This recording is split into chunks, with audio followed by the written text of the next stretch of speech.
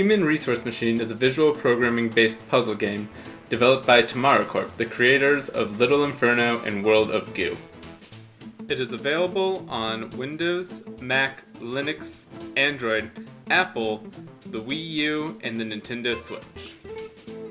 The game presents itself as a series of levels broken up into different years of your character's life. As such, you slowly watch yourself working towards your retirement. There are branching paths along the way to retirement that break into especially challenging maps that recreate classic programming problems, such as the Fibonacci sequence.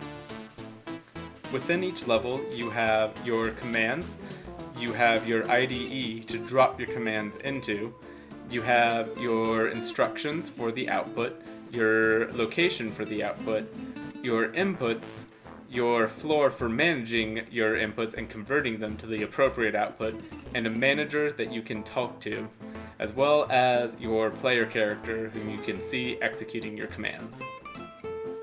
Additionally, the player can copy and paste their code from within the game onto text documents or web pages, which can then be pasted back into the game to compare how other users solved the problem.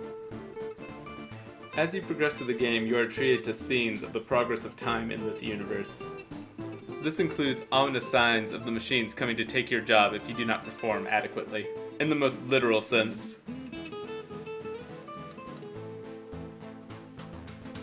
At the end of the stage, the game tells you how many commands it took you to solve this code challenge, as well as how many steps it took on average for your code to compile the solution.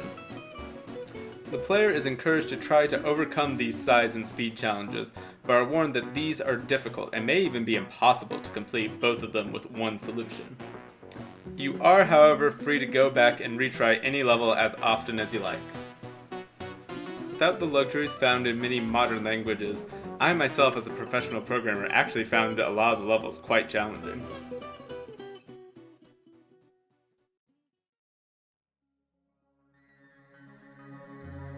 An increasing intrinsic motivation of programming students, the importance is stressed of simplifying programming languages in such a way that they have a low skill floor but have the power to provide a high skill ceiling.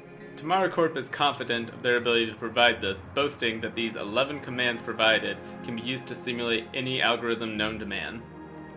Algorithm visualization techniques that aid in programming learning are also at play here, as the game shows both a marker going through the user-written lines of code and the player character walking along acting out each command. Even this requires hundreds of steps. While you can speed up your character acting out the code, you are not able to skip it, only cancel it out. In a game-based approach for teaching the introductory programming course, 4 major problems with traditional teaching methods are identified. Each of these are well addressed by Human Resource Machine, the first of which is analysis or problem identification. It is often difficult to provide simplified and streamlined instructions, but the game interface provides constant reminder as well as some baked-in assistance to the student. The second issue, design, stems from programming classes not often providing enough incentive for students to design their code in advance.